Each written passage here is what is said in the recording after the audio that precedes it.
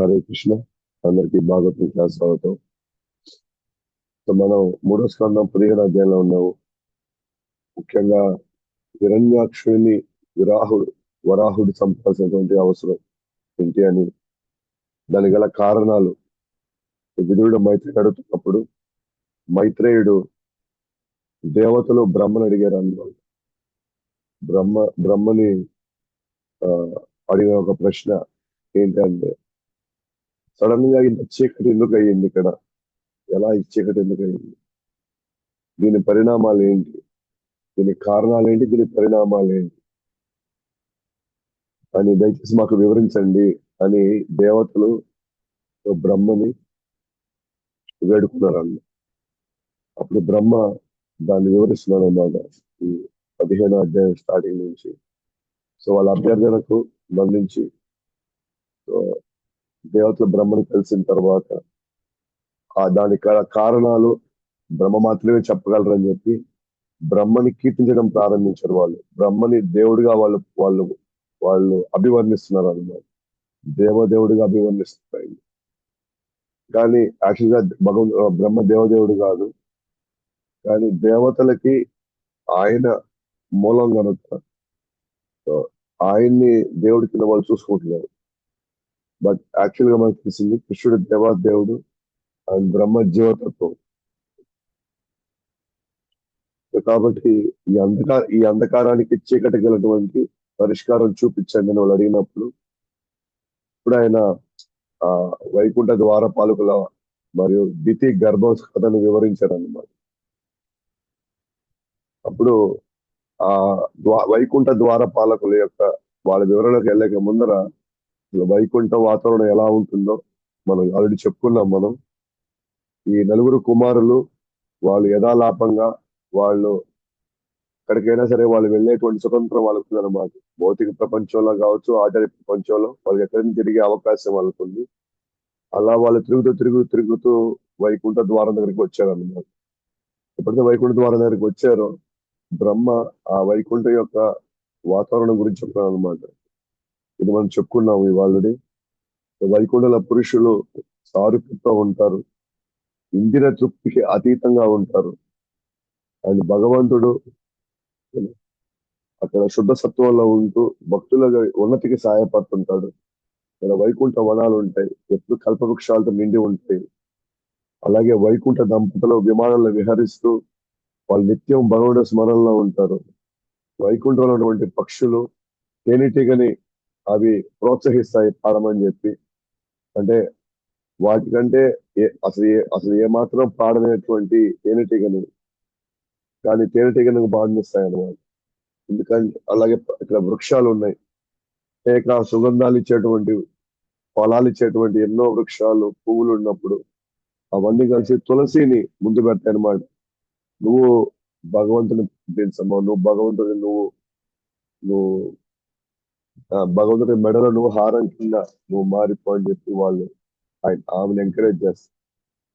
అంటే వైకుంఠంలో ఈర్షద్వేషాలకి, కామక్రోధ లోభమత్సర్యాలు, త్రిగుణాలకి ఏమాత్రం అవకాశం లేదు.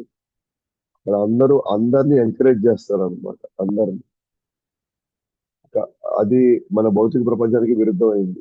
భౌతిక ప్రపంచంలో అందరినీ ఎలా కిందకి లాగాలని చూస్తారు, ఎలా అవమానించాలి, ఎలా తక్కువగా చూడాలి, వీళ్ళకి అవకాశాలు ఇవ్వకూడదు అన్న పాయింట్ ఉన్నారు. కానీ వైకుంఠంలో వాళ్ళకంటే ఏమాత్రం పాడనేటువంటి పక్షులు అన్నిటికీ అవి ఎంకరేజ్ చేస్తుంది. మీరు ముందు వెళ్ళి సేవ చేసుకోండి. అలాగే వైకుంఠ విమానాల్లో సౌందర్యమైన స్త్రీలు ఉన్నవి కూడా సౌందర్యమైన స్త్రీల వల్ల ఆకర్షించలేకపోతున్నారు. ఎందుకంటే అందరూ అక్కడ భగవుడి యొక్క సేవలో నిమగ్నం అయి ఉంటారు. అలాగే వైకుంఠంలో ఉన్న స్త్రీలు లక్ష్మీదేవి వలె ఉంటారు అనమాట. వాళ్ళు అందంగా ఉంటారు, అయినప్పటికీ కూడా భగవుడి యొక్క కంటి చూపు వాళ్ళ మీద పడాలని వాళ్ళు నిత్యం ఏదో ఒక సేవలో నిమగ్నం అయి ఉంటారు. కాబట్టి ఈ విధంగా వైకుంఠ వాతావరణంలో ఉన్నప్పుడు అక్కడికి వైకుంఠ ద్వారాల దగ్గరికి నలుగురు కుమారులు అక్కడికి వచ్చారు. యాక్చువల్ గా మనం చూస్తాం, వైకుంఠానికి ముఖ్యమైన ద్వారం వెళ్ళాలంటే మిగతా 6 ద్వారాలు వాళ్ళు దాటారు అనమాట. సో 7 వైకుంఠ ద్వారాలు ఉంటాయి. దాంట్లో 6 ద్వారాలు ఈ శరత్ కుమారులు, నలుగురు కుమారులు, వీళ్ళు 6 ద్వారాలు దాటేస్తారు. 6 ద్వారాల ద్వారపాలకులు ఉన్నారు. 6 ద్వారాల ద్వారపాలకులు ఉన్నప్పటికీ కూడా వాళ్ళెవరు వీళ్ళని ఆపలేదన్నమాట. వీళ్ళు అలా ఒక్కొక్క ద్వారం వెళ్ళంగా అన్ని దాటుకొని 7వ ద్వారం దగ్గర చేరుకున్నారు. ఎప్పుడైతే ఏడో ద్వారం వద్ద చేరుకున్నారో అక్కడ ద్వారపాలకులు వాళ్ళని చూసి ఆశ్చర్యం వ్యక్తం చేశారు అన్నమాట.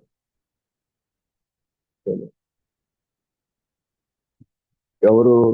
మన కుమారులు, నలుగురు కుమారులు అక్కడున్న ద్వారపాలకులను చూసి వాళ్ళు ఆశ్చర్యం వ్యక్తం చేశారు. ఏంటంటే చూడడానికి వాళ్ళు విష్ణువులాగే ఉన్నారు, అంటే చతుర్భుజ ఆకారంలో ద్వారపాలకులు ఉన్నారు. అయితే వాళ్ళ కనుబొమ్మలు, వాళ్ళ ముక్కు, వాళ్ళ కళ్ళు కొంచెం కనుబొమ్మలు చూడడానికి ఒక విల్లు లాగా ఉన్నాయన్నమాట. విల్లు అలా ముక్కు కొంచెం సరైనటువంటి ప్లేస్ లో లేకుండా కొద్దిగా పక్కగా జరిగినట్టుగా కనిపిస్తుంది. వాళ్ళకి కళ్ళు ఎర్రగా అనిపిస్తున్నాయి. అంటే వాళ్ళు చూసి ఎందుకో కొంచెం ఆందోళన కలిగింది అనమాట ఈ నలుగురు కుమారులకి. వాళ్ళ ముఖంలో ఎందుకో ఆయనకి అదేమంటారు, వాళ్ళ ముఖంలో ఆ ప్రశాంతత కనబడట్లే వాళ్ళకి. వాళ్ళ ముఖాల్లో, ద్వారపాలకుల యొక్క ముఖాల్లో వీళ్ళకి ప్రశాంతత కనబడటం లేదు. కళ్ళు ఎర్రగా ఉన్నాయి. వీళ్ళు ఏం చేశారు? ఆ నలుగురు కుమారుల్ని ఆపేశారు అనమాట. మీరు లోపలికి వెళ్ళడానికి లేదు అని వాళ్ళు ఆపేశారు. అయితే కుమారులు జనరల్ గా వాళ్ళ ఆత్మ సాక్షాత్కారం పొందున్నారు. వాళ్ళు అంటే వాళ్ళు శరీర ప్రభావంలో ఏమాత్రం వాళ్ళు ఇంకా లేరు. వాళ్ళు ద్వంద్వాలకి, సుఖదుఖాలకి, తర్వాత లాభ నష్టాలకి అన్నిటికీ అతీతం అయిపోయారు వాళ్ళు. కాబట్టి వాళ్ళకి ఈర్ష్యద్వేషాలు కానీ ఏమీ లేవు. వాళ్ళు అంటే వాళ్ళు చెప్పంటే శుద్ధ సత్వంలో ఉండేటువంటి జీవులు వాళ్ళు. వాళ్ళని మిగతా ద్వారపాలకులు ఎవరు ఆపలేదు, కానీ ఇక్కడ ఏడవ ద్వారపాలకులు మాత్రం ఆపారు. జై విజయులు వాళ్ళు. ఆ జై విజయులు ఇద్దరు కూడా వీళ్ళని ఆపేశారు అన్నమాట.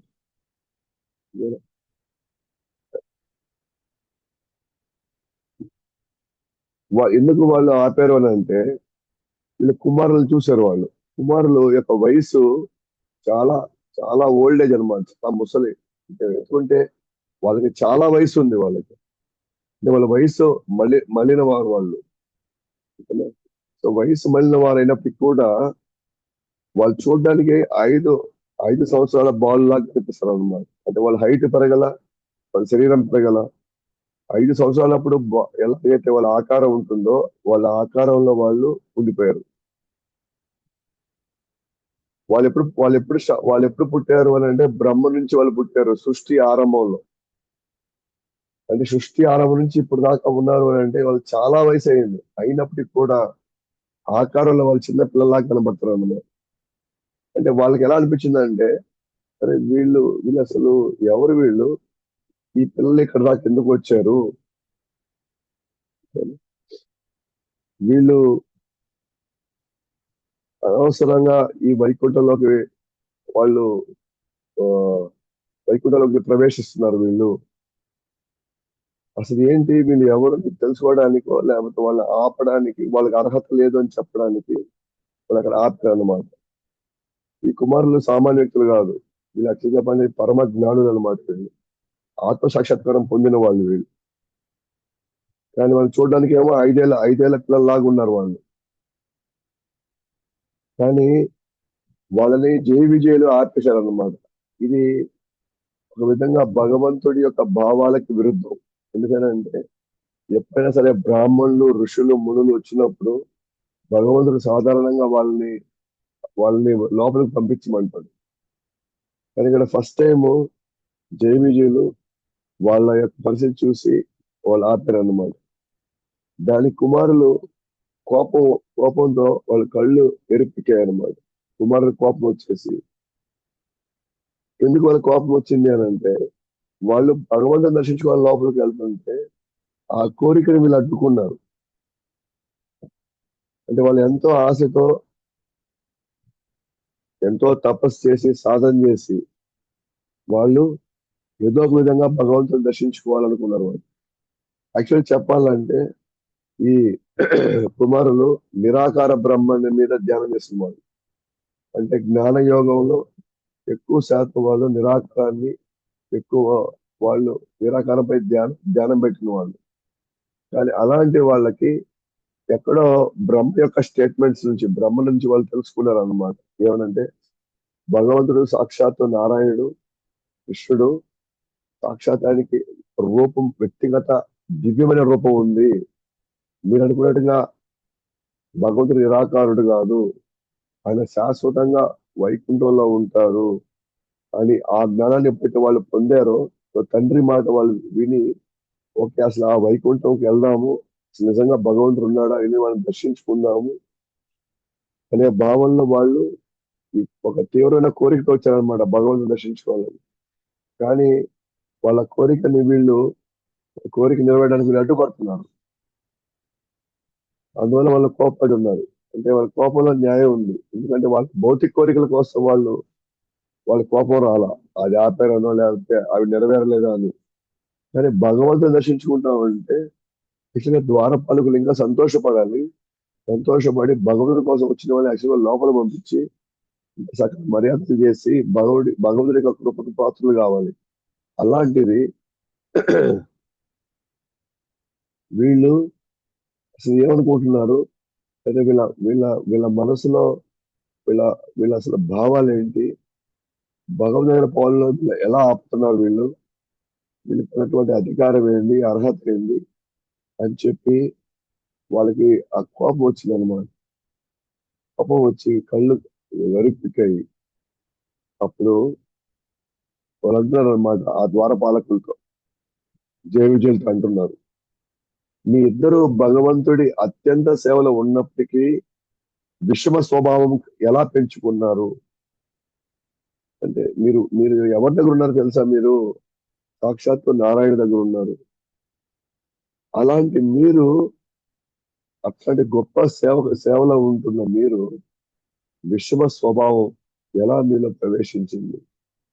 మీరు వైకుంఠం వాతావరణంలో ఉంటూ కూడా మీలో అసలు వేరే వాళ్ళని భగవంతుడి దగ్గరికి వచ్చే వాళ్ళని అసలు నెట్టాలనేటువంటి ఆ యొక్క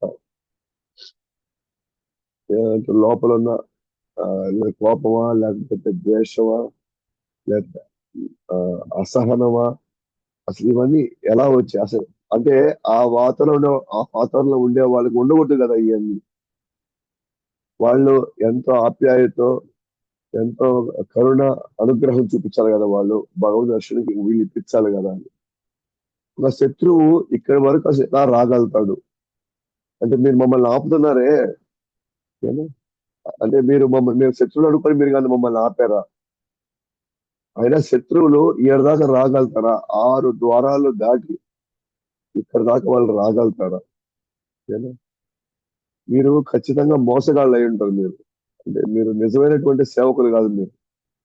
మీరు ద్వారపాలకులుగా ఉండేవాళ్ళు అసలు మీరు నిజంగా మోసగాళ్ళు లాగా ఉన్నారు. అందుకే అందరినీ అవమానిస్తున్నారు. అదే సారీ, అనుమానిస్తున్నారు ఇక్కడ. అందరినీ అనుమానిస్తున్నారు. ఎవరు వీళ్ళు భగవద్భక్తులా కాదా? భగవంతు చింతనలో వీళ్ళు ఉన్నారా లేదా? భగవంతుడి పట్ల వీళ్ళకి ఎటువంటి భావాలు ఉన్నాయి? కానీ ఇక్కడ దాకా వచ్చారంటే మీరు అర్థం చేసుకోవాలి. వీళ్ళకి భగవంతుడికి అనుగ్రహం ఉంది కాబట్టి ఇక్కడ దాకా వచ్చారు. కాబట్టి మీరు నిజమైనటువంటి భగవంతుడి సేవకులు కాదు. మీ హృదయంలో ఇంకా కక్షపూరిత కార్పణ్యాలు ఉన్నాయి. కాబట్టి మీరు ఇతరుల శత్రువులు చూడగలుగుతున్నారు. ఇక్కడ వైకుంఠ వాతావరణంలో ఉన్న వాళ్ళందరినీ తన వాళ్ళుగా చూసుకుంటారు. కానీ మీరు మమ్మల్ని శత్రువులాగా చూస్తున్నారు. అంటే మీ హృదయంలో ఇంకా ఈ కామక్రోధ మోహమత్సరాలు ద్వంద్వాలన్నీ కూడా నిక్షిప్తమై ఉన్నాయి. నిజానికి వైకుంఠ వాతావరణంలో ఒకరి పట్ల ఒకరు సహృదయంతో ఉంటారు. అలాంటప్పుడు ఇక్కడ మీకు భయం ఎందుకు వచ్చింది? అసలు మమ్మల్ని చూసి మీరు ఎందుకు భయపడాలి? ఎందుకు మమ్మల్ని నివారించారు పోనీయకుండా లోపలికి? మీరు అసలు శత్రువు ఇక్కడ దాకా రాగలుగుతాడా? అతను మీరు నిజమైన సేవకులు కాదు మీరు, మీరు ఇంకా మోసగాళ్ళున్నట్టుగా ఉన్నారు మీరు అని చెప్పేసి వాళ్ళు ఈ విధంగా వాళ్ళతో సంబోధిస్తారన్నమాట.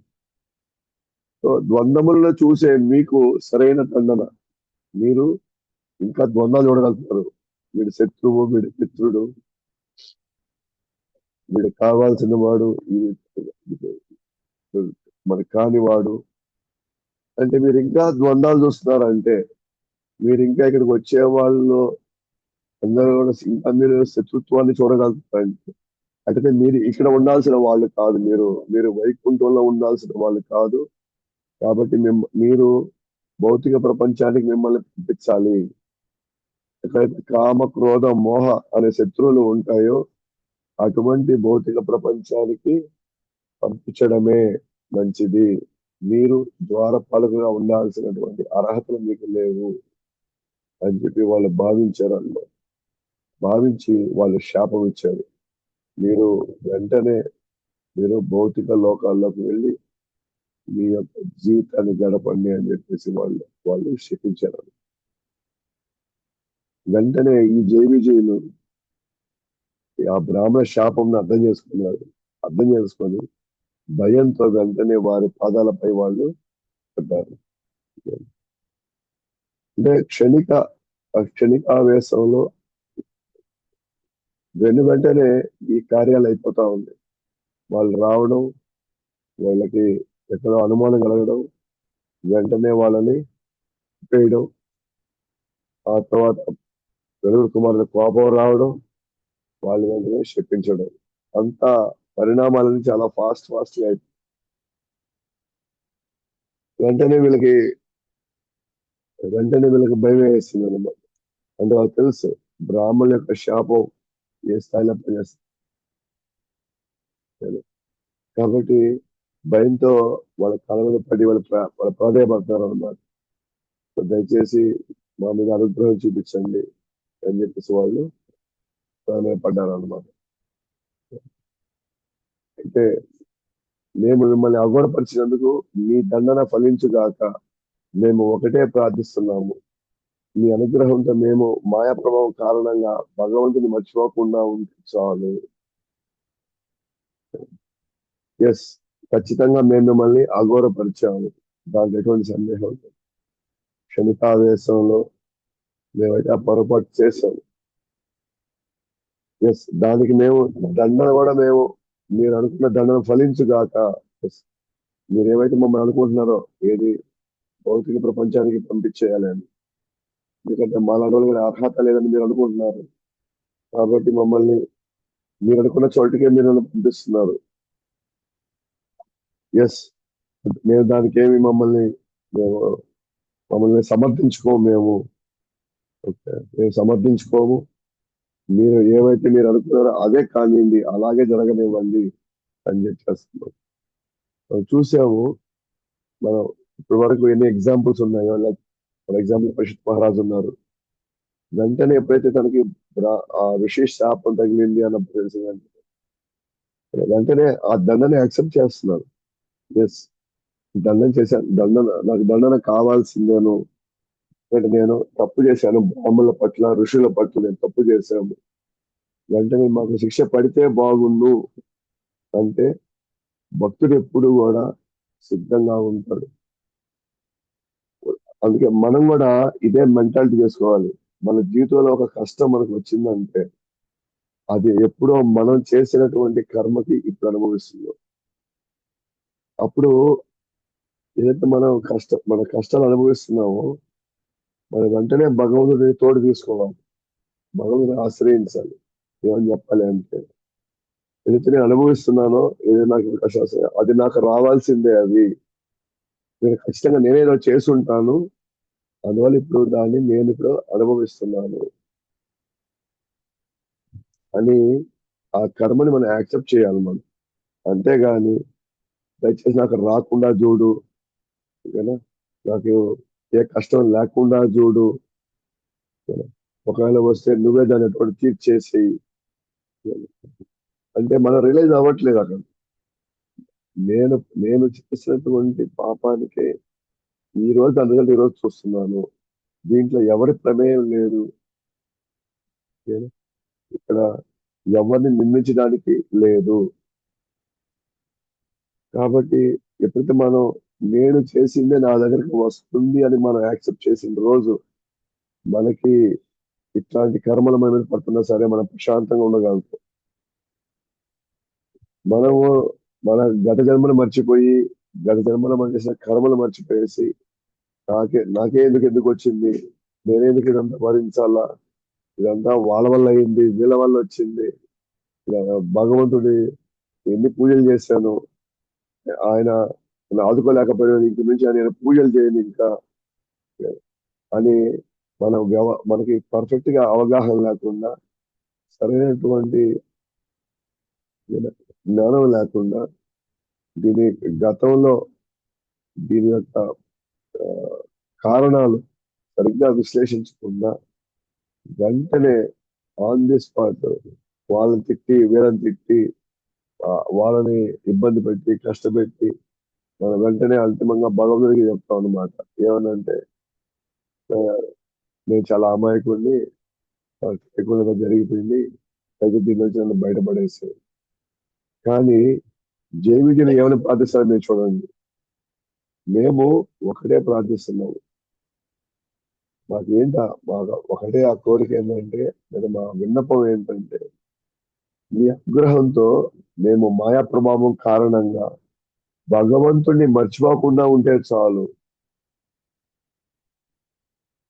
మీరు మమ్మల్ని భౌతిక ప్రపంచాన్ని పంపిస్తున్నారు. ఎస్, ఆ దండన మేము స్వీకరిస్తాం, నో డౌట్. దాన్ని మేము శిరసా వహించాల్సిందే. ఎందుకంటే మేము మీ పట్ల అగౌరవంగా అపరాధ భావం చూస్తాం. కాబట్టి ఎస్, నాకు దండన జరగడం, దండన నాకు వస్తే బాగుండు అని వాళ్ళు అనుకున్నారు. అయితే వాళ్ళు ఏమన్నారు, ఒకటే ప్రార్థిస్తున్నారు, పర్వాలేదు మేము వెళ్తాము, మళ్ళీ మాయా లోకానికి మేము వెళ్తాము, కానీ మా విన్నపం ఏంటంటే మేము మిమ్మల్ని మాత్రం మర్చిపోకూడదు. అంటే ఏ జన్మ అయితే తీసుకున్నా సరే, ఎక్కడ ఈ జన్మ తీసుకున్నా సరే, నేను మాత్రం నేను మర్చిపోకూడదు అని చెప్పేసి మనం అడిగేటువంటి విధానం, అడిగింది ఏదైతే చేయాలో అది చాలా ఆ విధంగా మనం అడగాలన్నమాట భగవంతుడు. ఆ విధంగా మనం వేడుకోవాలి భగవంతుడు. అంతేగాని అసలు నువ్వు ఉన్నావా, ఆ, నేను చేసిన జపం అంతా ఎట్టుపోయింది, నేను చేసిన సేవ అంతా ఎట్టుపోయింది, నేను వాళ్ళకి ఇంత చేశాను, నేను ఎంత డొనేషన్ ఇచ్చుంటాను, నేను ఎంతమంది భక్తులు తీసుకొచ్చి ఉంటాను, మరి వీటన్నిటి మధ్యలో భగవంతుడు నా యొక్క అభ్యర్థిగా వినలేకపోయాడా, అద్భుతని కాదు. మన దాకా వచ్చింది అంటే, కష్టం వచ్చిందంటే దానికి మనమే ఎక్కడో బీజం వేసాము అన్న విషయం అర్థించగలిగితే తర్వాత మన భగవంతుని వేడుకోవచ్చు, ఆయన నాకు ఈ పరిస్థితిలో ఉన్నాను, దయచేసి నన్ను కాపాడు అంటే మనం చేసినటువంటి తప్పుకి ప్రాయశ్చిత్తం పడినట్లయితే భగవంతుని బయటపడేసాడు. ఉదాహరణకి మనం చూసాం దితి ఆ యొక్క సంఘటనలో అది ఒప్పుకోలేదు, నేను తప్పు చేశాను, ఇది జరగాల్సింది కాదు, ఇది ఈ మందుని ప్రేరణ వల్ల జరిగిపోయింది, అయినా కూడా నాకు నమ్మకం ఉంది భగవంతుడి మీద, నాకు శివుడి మీద నమ్మకం ఉంది అని చెప్పి ఆమె వాళ్ళ మీద ఉన్నటువంటి నమ్మకాన్ని వ్యక్తం చేసింది. వెంటనే ఆ ఆమెకి కశ్యపుడు చెప్తాడు, మీ వాళ్ళు ఈ విధంగా రాక్షసులైనప్పటికీ కూడా వాళ్ళు భగవంతుని చనిపోతారు. అలాగే ఆ ప్రహ్లాదుడైనటువంటి మనవడు పుట్టిపోతున్నాడు, ఆమె కోరుకుంటారు. ఆ కశ్యపుడు ఏం చెప్తాడు, నీ బిడ్డను భగవంతుడే చంపుతాడు అన్నాడు. ఆమె అనుకుంది, వెంటనే ఏమనుకున్నాను, పర్వాలేదు, భగవంతుడు చేతులు చచ్చిపోవడం కంటే నుంచి ఇంకేం కావాలి అని చెప్పిన తర్వాత ఇంకో మాట ఉంటున్నాడు, ఏదైనా పర్వాలేదు కానీ బ్రాహ్మణుల శాపం కలిపి మాత్రం కాకపోతే మాత్రం చాలు, బ్రాహ్మణులు శపించకపోతే చాలు అన్నాడు. ఎందుకని ఆ మాట అడిగింది? ఎందుకంటే అంతకుముందు జ్యోతిష్యంలో అర్థముని సారీ కశ్యపుడు చెప్తాడు, ఇతను ఆడవాళ్ళని ఇబ్బంది పెడతాడు, ఇతన్ని ఋషుల్ని మునుల్ని ఇబ్బంది పెడతాడు అని చెప్పబడింది. ఎందుకని ఆమె ఏమంటుంది, భగవంతుడి చేతి తెచ్చిపోవడం అదృష్టమేను మంచిది, కాకపోతే బ్రాహ్మణుల శాపంతో ఇతను ఇబ్బంది పడకూడదని చెప్పి ఆమె కోరుకుంటుంది. అంటే దాన్ని బట్టి మనం అర్థం చేసుకోవచ్చు. అంటే జైవికులు వాళ్ళు ఏం కోరుకున్నారంటే భగవంతుని మాత్రమే మర్చిపోకూడదు, మాకు ఎన్ని కష్టాలు నీవు, ఎన్ని దండమైనా మాకు ఇవ్వు, నేను దానికి అన్ని నేను సిద్ధంగా ఓర్చుకుంటాను. సో ఇట్లాంటి వాళ్ళు, ఇలాంటి ప్రభావం, ఇలాంటి మనసత్వం కలిగిన వాళ్ళు, వాళ్ళు మోక్షానికి అర్హులవుతారు. ఆ, సో తర్వాత ఎప్పుడైతే ఈ విధంగా అక్కడ కుమారులు శపించడం జరిగిందో, ఎవరిని, మన దేవిజీని, వెంటనే అక్కడికి భగవంతుడు అక్కడికి పరిగెత్తుకుంటూ వచ్చారు అనమాట. ముఖ్యంగా కుమారులకు దర్శనం ఇవ్వడానికి వచ్చారు వాళ్ళు. ఎందుకంటే వాళ్ళు తెలుసు కదా కుమారులు అక్కడ ఎందుకు వచ్చారు, భగవంతుడు దర్శనం చేసుకోవడానికి వచ్చారు.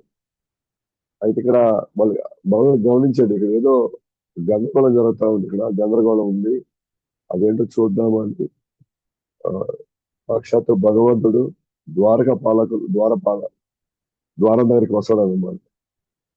అక్కడికి వచ్చి లక్ష్మీదేవితో పాటు అక్కడికి వస్తారు అనమాట. కాబట్టి ఇక్కడ పరిస్థితిని అర్థం చేసుకున్న భగవంతుడు లక్ష్మితో అక్కడికి వచ్చారు. భక్తుల వినమ్రత, పశ్చాత్తాపం, జ్ఞానులకు అనుభవం, గొడవ పెరగకుండా. భక్తుల యొక్క వినమ్రత అంటే అక్కడ మన జైవికులు కావచ్చు, లేకపోతే నలుగురు కుమారులు కావచ్చు, వాళ్ళు కొంత వినమ్రతని వాళ్ళు పాటించారు. రెండు, పశ్చాత్తాపడ్డారు. ఎవరు? జైవిజీవులు. జ్ఞానులకు అనుభవం దక్కింది. అంటే ఎవరు జ్ఞానులు ఇక్కడ? నలుగురు కుమారులకి ఎవరికి ఫస్ట్ టైం వాళ్ళు వైకుంఠం దాకా రాల, వాళ్ళు ఫస్ట్ టైం వైకుంఠం దాకా వచ్చారు. వాళ్ళకి అనుభవం మిగిలించడానికి, అంటే తన సొంత దర్శనం ఇవ్వాలని కాదు, అనుభవం ఇవ్వడానికి కాదు, అట్లా గొడవ పెరగడానికి ఆయన స్వయంగా దిగొచ్చి వీళ్ళకి కనిపించాడు అనమాట. గొడవ జరగకుండా వాళ్ళ మధ్యలో వాళ్ళ వినమ్రతను చూసి, వాళ్ళ పశ్చాత్తాపాన్ని చూసి జ్ఞానులకు అనుభవం ఇవ్వడానికి. జ్ఞానులకు అనుభవం అంటే ఇక్కడ ఏంటి అనుభవము? జ్ఞానులు జంటలుగా భగవంతుడు నిరాకారుడు అనుకుంటారు. కాబట్టి ఇప్పుడు వాళ్ళు ఫస్ట్ టైం వాళ్ళు కానీ ఇప్పుడు దేవాదేవుడు కానీ చూస్తే, మనం ఇప్పుడు దాకా అనుకుందంటే దేవదేవుడు నిరాకారం అనుకుందంటే ఇప్పుడు తప్పైపోతుంది. దేవదేవుడికి ఇక్కడ రూపం ఉంది అన్న పాయింట్ వాళ్ళకి అర్థమవుతుంది కదా. ఆ అనుభవం జ్ఞానులకు ఇవ్వాలి. కాబట్టి జ్ఞానులు ఇక్కడ ఎవరున్నారు? ఈ నలుగురు కుమారులే జ్ఞానులు ఇక్కడ. సో వాళ్ళకి దర్శనం ఇస్తే వీళ్ళు మారిపోతారు, వీళ్ళు ఖచ్చితంగా భక్తులు అవుతారు అనే పాయింట్ ఆయన దర్శనం ఇవ్వడం జరిగింది. కుమారులు వారి హృదయంలో సాక్షాత్కారం పొందినటువంటి భగవద్ రూపం ఎదురుగా చూడగలిగాడు. ఇంతకాలం కుమారులు ఎవరినైతే వాళ్ళు వాళ్ళు పరమాత్ముడిగా వాళ్ళు దర్శించుకున్నారో లోపల, అదే అదే ఆకారంలో భగవంతుడు వాళ్ళు దర్శిస్తాడు బయట. అందుకే వాళ్ళు భగవంతుడి యొక్క రూపాన్ని ఎదురుగా చూడగలిగారు వాళ్ళు. సో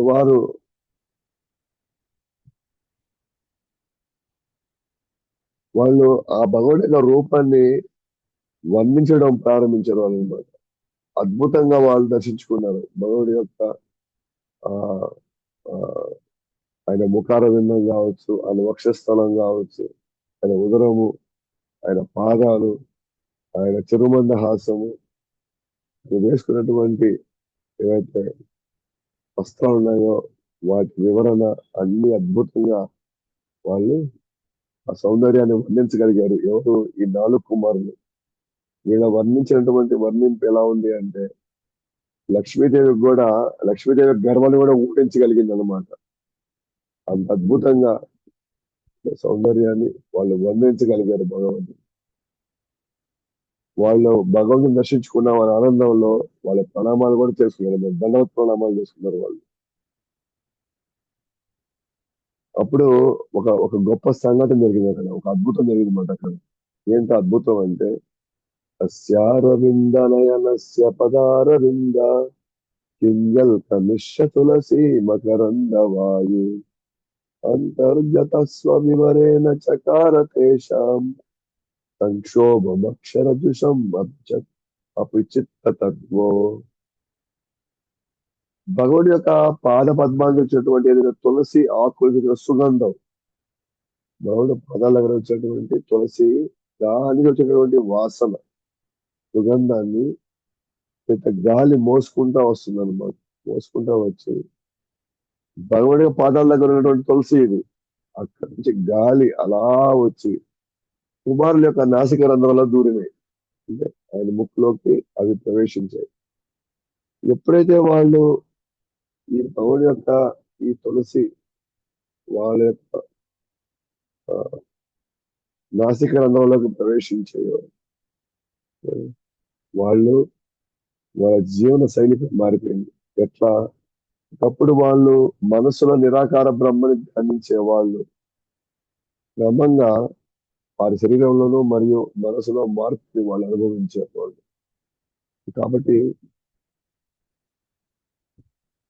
ఇక్కడ ఫస్ట్ టైం మన మన ఆ, నలుగురు కుమారులు, ఇంతవరకు నిరాకార భావం ఉన్నటువంటి కుమారులు, జ్ఞాన మార్గంలో ఉన్నటువంటి కుమారులు ఫస్ట్ టైం భగవంతుడి యొక్క వ్యక్తిగత రూపాన్ని దర్శించుకుంటూ భగవంతుడి యొక్క పాదాలటువంటి తులసిని, ఆ వాయువు ఆ వాసన తీసుకొస్తుంటే దాన్ని అలా పీల్చడం వల్ల వాళ్ళు ఉన్నటువంటి ఆ నిరాకార భావం మొత్తం చెరిగిపోయి భగవుడి యొక్క రూపం వ్యక్తమైంది అనమాట.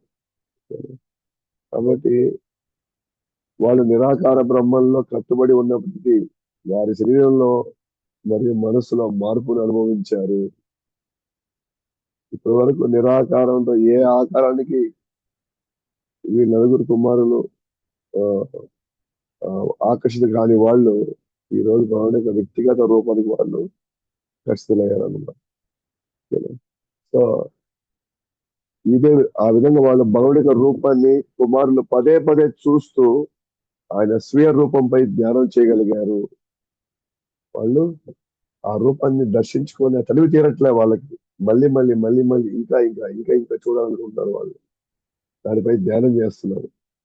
కాబట్టి వాళ్ళు జ్ఞాన మార్గం నుంచి వాళ్ళు కృష్ణుని దర్శించుకున్నారు కాబట్టి వాళ్ళకి ఆ శాంత భక్తి మాత్రమే వస్తుంది వారికి. దాస్య, తర్వాత సఖ్య, వాత్సల్య, మాధుర్య, మిగతా 4 రసాలు వాళ్ళకి వచ్చే అవకాశం లేదు వాళ్ళకి. ఎందుకంటే వాళ్ళు నిరాకారం నుంచి ఆకారంకి వచ్చారు కాబట్టి వాళ్ళు శాంత భక్తి నుంచి వాళ్ళు వాళ్ళు శాంత భక్తిని మాత్రమే పొందగలిగారు వాళ్ళు. ఆ తర్వాత క్రమంగా వాళ్ళు మేబీ వాళ్ళు ఏ దాసరసానికి రాగలుగుతారు తప్ప అంతకు మించి వాళ్ళు రాలేరు పైకి. సఖ్యరసం, వాత్సరసం, మధురసం కావాలంటే వాళ్ళు భక్తి మార్గంలో ఫస్ట్ నుంచి ప్రాక్టీస్ చేసి ఉండాలి. వీళ్ళు ఫస్ట్ నుంచి భక్తి ప్రాక్టీస్ లేరు. వీళ్ళు నిరాకారవాదం అనేటువంటి ఆ ప్రక్రియలో ఉన్నారు. ఇప్పుడు క్రమంగా భగవంతుడి వ్యక్తికి వ్యక్తిత్వానికి వాళ్ళు త్వరగా ఆకర్షితులు అవుతున్నారు అనమాట వాళ్ళు. కాబట్టి ఫైనల్ గా వాళ్ళు ఆ ప్రామాణిక భక్తులు ఏకీభవించిన భగవంతుని ఆహ్లాదకరమైన రూపమే యోగుల ధ్యాన విషయం. చివరికి వీళ్ళు భగవుడి యొక్క ఆహ్లాదమైనటువంటి ఆ రూపాన్ని చూసి వీళ్ళు ప్రామాణిక వ్యక్తులు కాబట్టి వీళ్ళు ఆ రూపాన్ని పదే పదే దర్శించుకుంటూ ఆహ్లాదకర రూపాన్ని వాళ్ళు ఆ, ఆ రోజు దర్శించుకోగలిగారు వీళ్ళు కుమారులు. అయితే యోగులు ఎవరైతే వాళ్ళ లక్ష్యం ధ్యానం ఉంటుందో, ధ్యానమే వాళ్ళ లక్ష్యంగా ఉంటుందో, అలాంటి యోగులకు కూడా ఈ రూపం చాలా ఆహ్లాదకరం ఇస్తుంది. అంటే ఓవరాల్ గా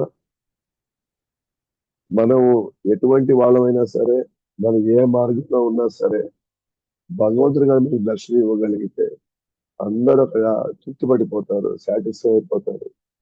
చాలా ఆహ్లాదకరంగా రూపాన్ని వాళ్ళు అందరూ అనుభవించవచ్చు అన్నమాట.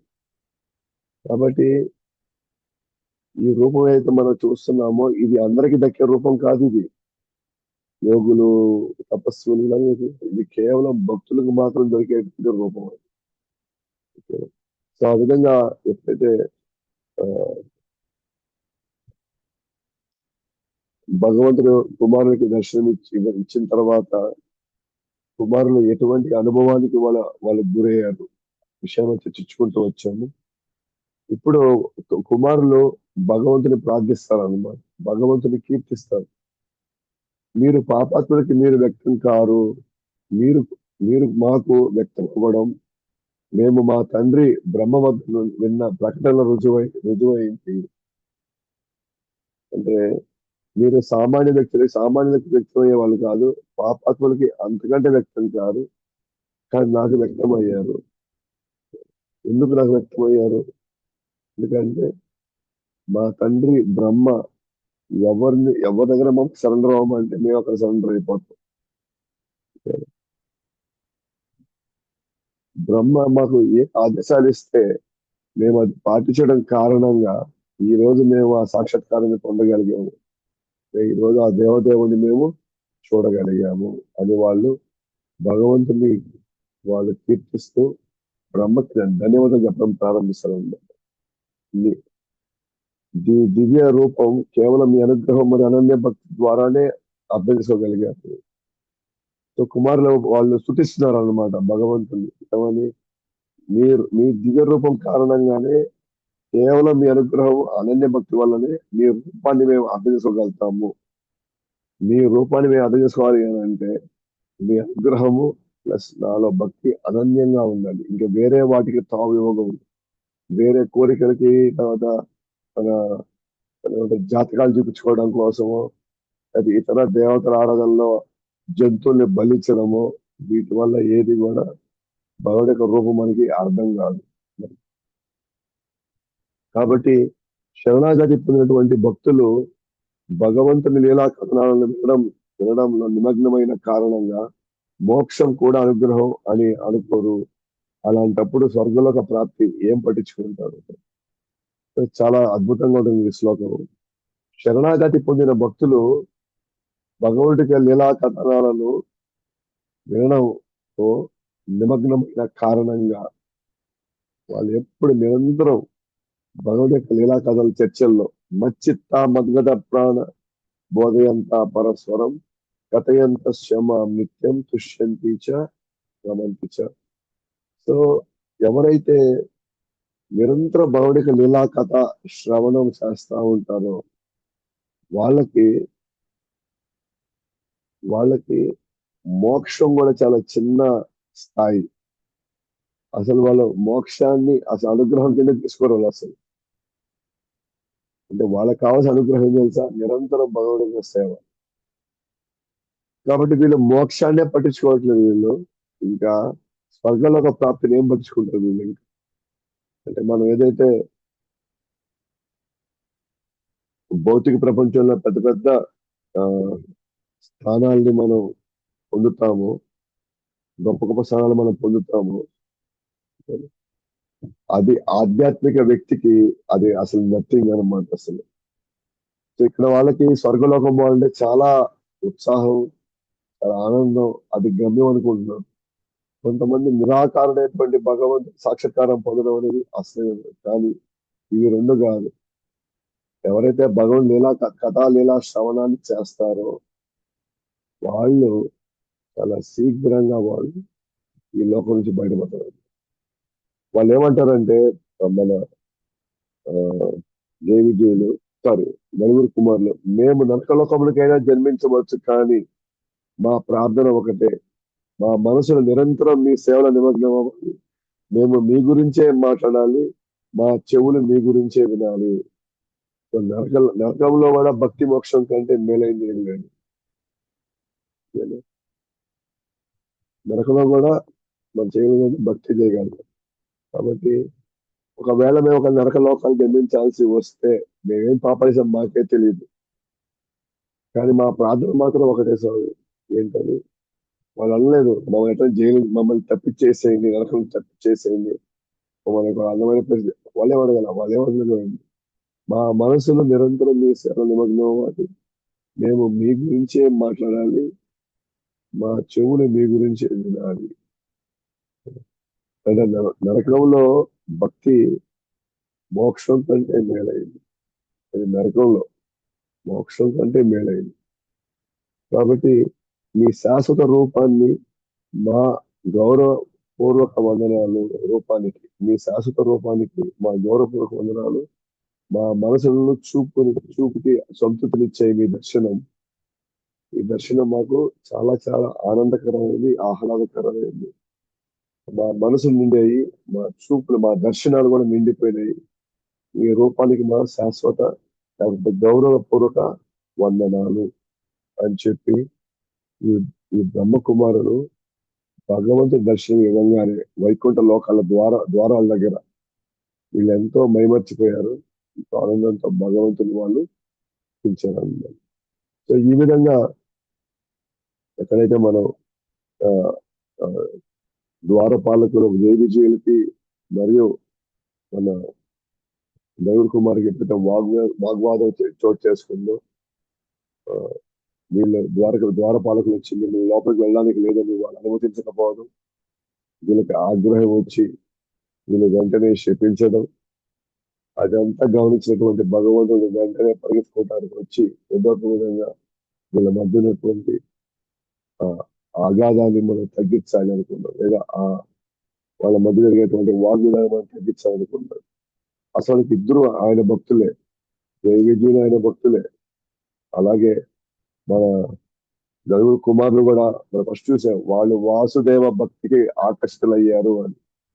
కాబట్టి ఇద్దరు భక్తులే, ఇద్దరు ఒకరినొకరు వాళ్ళు తిట్టుకుంటున్నారు, లేకపోతే వాళ్ళు శపించుకుంటున్నారు. కాబట్టి నేను వెళ్ళి దాన్ని సర్ది చేయాలని చెప్పేసి ఆయన అతనికి ద్వారపాలకుల దగ్గరికి రావాల్సి వచ్చింది. అయితే అటువంటి సమయంలో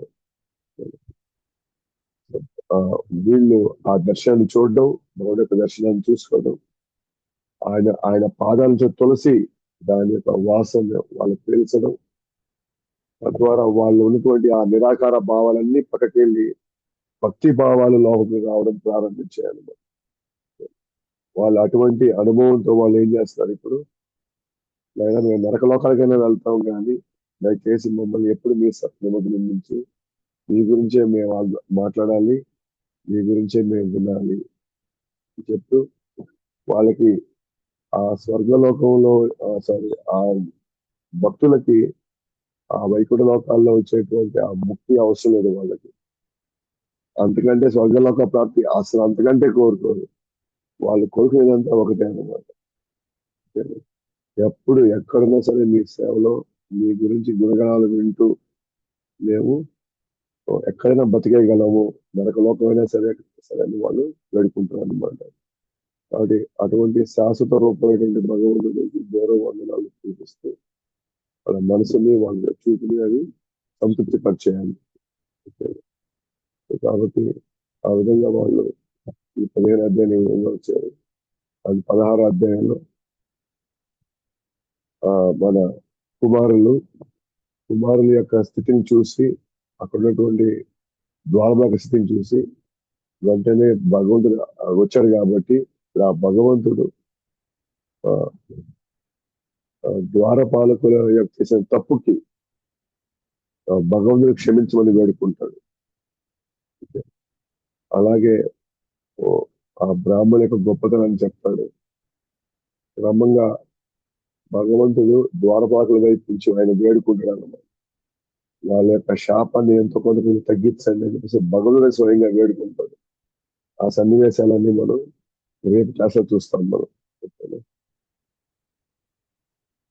గ్రంథరాజ్ శ్రీమద్ భాగవతం కి జై, జగద్గురు శ్రీల ప్రభుపాద్ కి జై.